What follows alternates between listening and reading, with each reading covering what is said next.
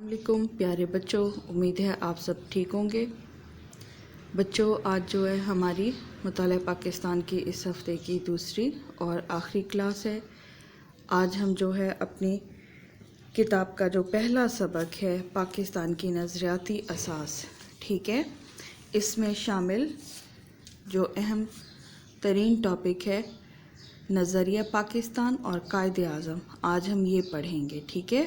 हमारे पहले चैप्टर का ये आज आखिरी टॉपिक है। नेक्स्ट वीक हम अपना अगला चैप्टर शुरू करेंगे। जी तो बच्चों, आप अपनी किताब का जो सफ़ा नंबर 14 है 14, ठीक है, इसको जल्दी से ओपन करें। शाबाश, ठीक है। अब हम देखते हैं कि नज़रिया पाकिस्तान और कायदे आज़म के मुतालिक आप सबसे पहले तो इसकी जो मेन हेडिंग लिखी हुई है इसको अंडरलाइन कर लें। ये आंसर है आपके लॉन्ग क्वेश्चन 4 का, ठीक है। शाबाश बच्चों, कायदे आज़म का नाम जो है वो किसी तारुफ का मोहताज नहीं है, ठीक है। कायदे आज़म मोहम्मद अली जिन्नाह जो हैं पाकिस्तान के बानी हैं और इन्हीं की कोशिशों और मेहनत की वजह से जो है बाकी तमाम जो हमारे पाकिस्तान की तहरीक के लीडर्स थे उन सब ने मिलकर पाकिस्तान के लिए एक अलग वतन हासिल किया था। और इसके साथ जो है कायदे आज़म की जहानत के आगे हिंदू और अंग्रेज़ वो भी उनके मोतरफ़ थे, तारीफ़ करते थे उनकी। और कायदे आज़म की जो शख्सियत है इसके मुतालिक हम यही कह सकते हैं कि तारीख़ में कुछ ऐसी शख्सियात ज़रूर मिलती हैं जिन्होंने अक़वाम की तकदीर को बदल कर रख दिया होता है, कि अपने जो उनकी इलाके के रिहायशी लोग होते हैं, जैसे कि बरे सग़ीर में पाकिस्तान बनने से पहले मुत्तहिदा हिंदुस्तान में बरे सग़ीर के मुसलमान थे, उनकी हालत ज़ार बहुत बुरी थी।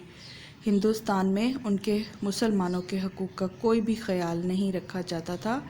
सियासी तौर पर भी उनको नुकसान पहुंचाया जा रहा था क्योंकि उनकी हुकूमत नहीं थी अपनी, और मजहबी मुआशरती हर लिहाज से वो जो हैं बच्चों नुकसान में थे।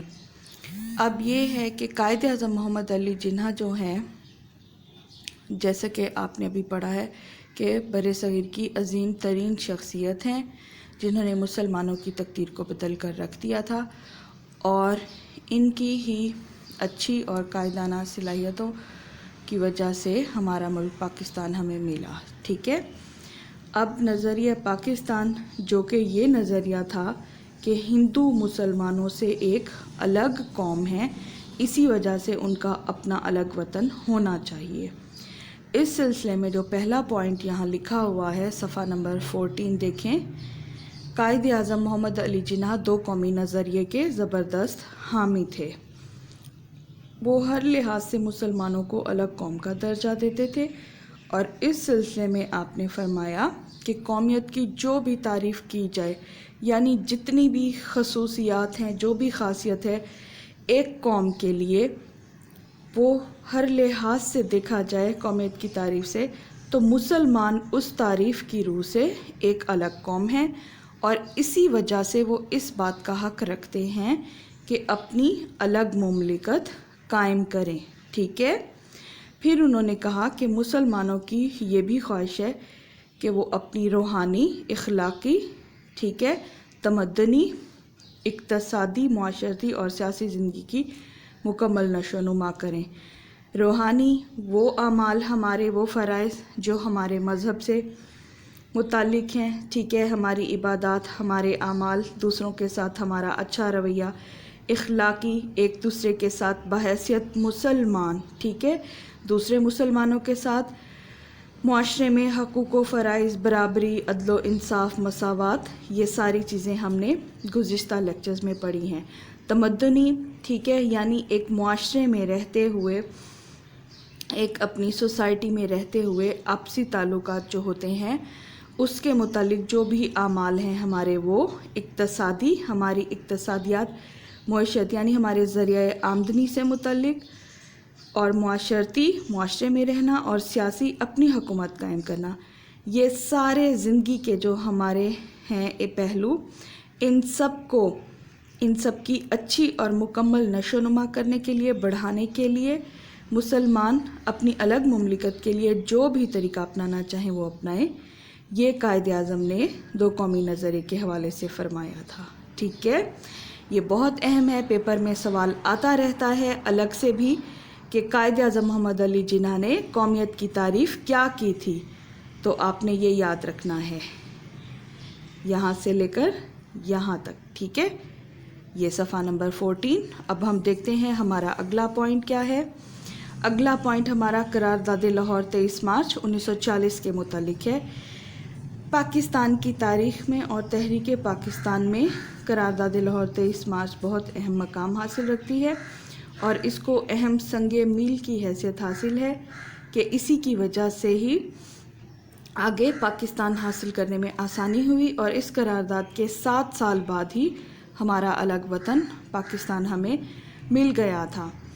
قرارداد لاہور جو ہے وہ مسلم لیگ کے سالانہ اجلاس میں بچوں 1940 میں منعقد ہوئی تھی۔ ٹھیک ہے، یہ AK فضل حق جو کہ تحریک پاکستان کے لیڈر تھے، عبدالقسیم، انہوں نے جو ہے پیش کی تھی، اور صدارت کا جو خطبہ ہے وہ قائد اعظم نے دیا تھا۔ آپ نے کیا فرمایا تھا اس میں بھی نظریہ پاکستان کے حوالے سے کہ ہندو اور مسلمان جو ہیں دو الگ مذاہب سے تعلق رکھتے ہیں اور بالکل مختلف عقائد پر ہیں۔ ہم ایک اللہ کو مانتے ہیں، وحدہ لا شریک ہے، اللہ پوری کائنات کا خالق اور مالک ہے، اس کا کوئی ہمسر اور برابری کرنے والا نہیں ہے۔ ٹھیک ہے، جبکہ ہندو جو ہیں ان کے مذہب میں ان کا ایک نہیں بہت ڈھیر سارے ان کے نعوذ باللہ بھگوان ہیں، بت ہیں، اور وہ مختلف چیزوں کی پوجا کرتے ہیں۔ بڑا بت، پھر چھوٹا بت، ان کا آگ کی پوجا کرتے ہیں، سانپ کی پوجا کرتے ہیں، مختلف چیزوں کو انہوں نے اپنا نعوذ باللہ بھگوان بنایا ہوا ہے۔ اور ہمارے جو نظریات ہیں بحیثیت الگ الگ مذہب کے، ہندو مسلمان ہونے کے، مسلمانوں اور ہندوؤں کے الگ الگ ہیں، اور ہمارے مختلف نظریات کی عکاسی ہوتی ہے۔ کیسے ہوتی ہے اس کا حوالہ اب انہوں نے تاریخی لحاظ سے دیا تھا قائد اعظم نے 23 مارچ 1940 کو، کہ دونوں اقوام کے ہیروز رزمیہ کہانیاں جس میں جنگوں کا ذکر کیا جائے۔ ٹھیک ہے، پرانے زمانے میں جتنی بھی جنگیں ہوتی رہی ہیں مختلف جو اہم امور، اس کو ایک کہانی کی صورت میں فخری انداز میں بیان کیا جاتا تھا۔ ٹھیک ہے، کوئی بھی قوم اپنی بہادری ظاہر کرنے کے لیے، اور اس میں جو ہے قائد اعظم نے کہا تھا کہ ہمارے مسلمانوں کے ہیروز اور رزمیہ کہانیاں اور ہندوؤں کے ہیروز رزمیہ کہانیاں اور واقعات ایک دوسرے سے مختلف ہیں، کیونکہ جو ہمارے ہیروز ہیں وہ ان کے ہاں اچھے نہیں سمجھے جاتے۔ وہ ہمارے جو لیڈر ہیں یا جنہوں نے جنگیں کی، کامیابیاں حاصل کی، جیسے ایک مثال میں ٹیپو سلطان کی دے دوں اور محمد بن قاسم کی، تو وہ یہ لوگ ہندو ان کو برا بھلا کہتے تھے۔ اسی طرح بچوں سلطان محمود غزنوی کا نام ہم نے سنا ہوا ہے، جنہوں نے سومناتھ کا مندر توڑ دیا تھا، ہندو ان کو برا بھلا کہتے ہیں، جبکہ ہمارے لیے وہ ہمارے لیڈر اور ہیروز ہیں۔ اور اسی طرح ان کے ہندوؤں کے جو لیڈرز ہیں اور ان کے ہیروز وہ ہمارے لیے قابل فخر نہیں ہیں بالکل۔ تو قائد اعظم نے کہا تھا ان کا مذہب الگ ہے، عقائد الگ ہیں، مختلف نظریات ہیں، واقعات بھی مختلف ہیں، لہٰذا ان دونوں قوموں کو، کن دونوں قوموں کو بچوں؟ ہندو اور مسلمانوں کو، ان کو ایک لڑی میں پرونے کا مقصد صرف اور صرف برصغیر کی تباہی ہے کہ یہاں امن کبھی نہیں رہ سکتا۔ کیسے نہیں رہ سکتا؟ کیونکہ ہندو ہر بات پہ مسلمانوں کی نفی کرتے تھے، اور اگر کوئی بھی ایسا کام ہو جاتا تھا سیاسی طور پر انگریز حکومت کی طرف سے جو مسلمانوں کے لیے فائدہ مند ہوتا تھا، تو ہندو اس کے خلاف اٹھ کرتے تھے، جلد سے جلوس کرتے تھے، تقریریں کرتے تھے۔ تو قائد اعظم نے کہا کہ ان دونوں قوموں کو ایک ہی لڑی میں اگر آپ پرو دیں گے، ایک ہی جگہ پہ رکھیں گے، تو نتیجہ برصغیر کی تباہی ہی ہوگا، کیونکہ یہ برابری کی سطح پر نہیں ہے، اقلیت اور اکثریت کے روپ میں ہے۔ ہندو جو ہیں وہ اکثریت میں تھے، مسلمان اقلیت میں تھے، اکثریت تعداد میں زیادہ تھے، ٹھیک ہے، کثیر سے نکلا ہے، اور اقلیت قلیل تعداد، مسلمان جو ہیں تعداد میں کم تھے۔ ہندو ان کے جو حقوق ہیں وہ خراب کرتے تھے ہر وقت۔ برطانوی حکومت کے لیے قائد اعظم نے کہا برطانوی حکومت کے لیے بہتر ہوگا کہ دونوں قوموں کے مفادات کو مد نظر رکھے اور بر صغیر کی تقسیم کا اعلان کرے، جو تاریخی لحاظ سے اور مذہبی لحاظ سے صحیح قدم ہوگا۔ ٹھیک ہے، یہ 2 پوائنٹ ہم نے سمجھے ہیں نظریہ پاکستان اور قائد اعظم کے حوالے سے صفحہ نمبر 14 پہ۔ اب جو ہے آگے میں آپ کو دوسرے لیکچر میں سمجھاتی ہوں۔ جی بچوں، ابھی جو ہے ہم نے اپنے پہلے لیکچر میں جو ہے آپ کا مطالعہ پاکستان کا پہلا سبق، ٹھیک ہے، پاکستان کی نظریاتی اساس، اس میں شامل ہمارا آج کا آخری جو ہے ٹاپک نظریہ پاکستان اور قائد اعظم، وہ پڑھا۔ آپ کی کتاب کے صفحہ نمبر 14 پر ہے یہ، شاباش، اس کو اوپن کر لیں جلدی سے۔ ٹھیک ہے، ہم نے قائد اعظم کی جو ہے قومیت کے حوالے سے تعریف وہ پڑھی ابھی، پھر ہم نے یہ دیکھا کہ قرارداد لاہور 23 مارچ 1940 میں قائد اعظم نے کیا فرمایا تھا۔ اب ہم یہ دیکھیں گے کہ 29 دسمبر 1940 کو جب احمد آباد میں آپ نے خطاب کیا تھا، ٹھیک ہے، جلسے سے، تو آپ نے تب کیا فرمایا تھا۔ ٹھیک ہے بچوں، آپ نے اس موقع پہ کہا تھا کہ پاکستان جو ہے وہ صدیوں سے موجود رہا ہے۔ اب اس چیز میں وہ ہندوستان کے جغرافیائی حالات، ہندوستان کے حوالے سے بات کر رہے تھے کہ پاکستان اس علاقے میں صدیوں سے موجود رہا ہے۔ کیسے؟ کیونکہ شمال مغرب جو ہے علاقہ وہ مسلمانوں کا وطن رہا ہے ہندوستان میں۔ شمال مغرب وہی علاقہ ہے جہاں اب ہمارے پاکستان کے اکثریت کے صوبے ہیں۔ ٹھیک ہے، ان علاقوں میں مسلمانوں کی آزاد ریاستیں قائم ہونی چاہیے، یہ قائد اعظم نے مطالبہ کیا تھا 29 دسمبر 1940 کو خطاب کرتے ہوئے۔ مسلمانوں کی آزاد ریاستیں قائم ہونی چاہیے تاکہ وہ اسلامی شریعت کے مطابق اپنی زندگی گزار سکیں۔ ٹھیک ہے، یہ آپ مارک کر لیں۔ اس کے بعد اگلا پوائنٹ ہم دیکھتے ہیں کہ پاکستان جب بن گیا تھا، قیام پاکستان کے موقع پر آپ نے کیا فرمایا تھا۔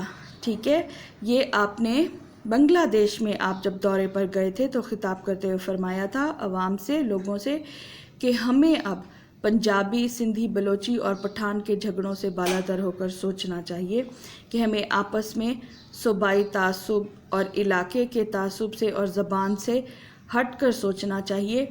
کیا سوچنا چاہیے؟ کہ ہم کیا ہیں؟ ہم صرف اور صرف پاکستانی ہیں۔ ٹھیک ہے، یہ آپ نے فرمایا، اور مزید آپ نے کہا اب ہمارا فرض ہے کہ ہم پاکستانی بن کر زندگی گزاریں، اور ساتھ ہی ساتھ آپ نے اس موقع پر پاکستان بننے کے بعد جو خطاب فرمایا تھا، آپ نے کہا تھا کہ اقلیتوں کو مکمل تحفظ دیا جائے گا اور انہیں برابری کے حقوق دینے کا اعلان کیا تھا کہ وہ پاکستان کے آزاد شہری رہیں گے اور اپنی مذہب کے مطابق زندگی گزاریں گے۔ ٹھیک ہے، کیونکہ یہی اسلام کی بنیادی تعلیم ہے۔ پھر آپ اگلا پوائنٹ دیکھیں، 11 اکتوبر 1947 کو حکومت پاکستان کے افسران سے خطاب کرتے ہوئے آپ نے کہا تھا کہ ہمارا نصب العین یہ ہے کہ ہم ایسی مملکت تخلیق کریں جہاں ہم آزاد انسانوں کی طرح رہ سکیں، ٹھیک ہے، اپنے مذہب اسلام کے مطابق، جو ہماری تہذیب اور تمدن کی روشنی میں پھلے پھولے اور جہاں اسلام کے معاشرتی انصاف کے اصولوں کو ابھارنے کا موقع ملے۔ ٹھیک ہے، آپ اس کو مارک کر لیں بچوں، یہ آپ کی کتاب کے صفحہ نمبر 15 پر ہے۔ اور آخری اور اہم پوائنٹ دیکھیں جو قائد اعظم نے 1 جولائی 1948 کو اسٹیٹ بینک کا افتتاح کرتے ہوئے فرمایا تھا، ٹھیک ہے، یہ آپ اس کو مارک کر لیں۔ یہ پیپر میں سوال آتا رہتا ہے کہ قائد اعظم نے اسٹیٹ بینک کا افتتاح کرتے ہوئے کیا فرمایا تھا۔ چلیں اب ہم دیکھتے ہیں، آپ نے کہا تھا کہ مغرب کا جو معاشی نظام ہے وہ کیا کر رہا ہے، انسانیت کے لیے ناقابل حل مسائل پیدا کر رہا ہے، اور یہ ایک ایسا نظام ہے جو لوگوں کے درمیان انصاف قائم کرنے میں ناکام رہا ہے۔ کیسے لوگوں؟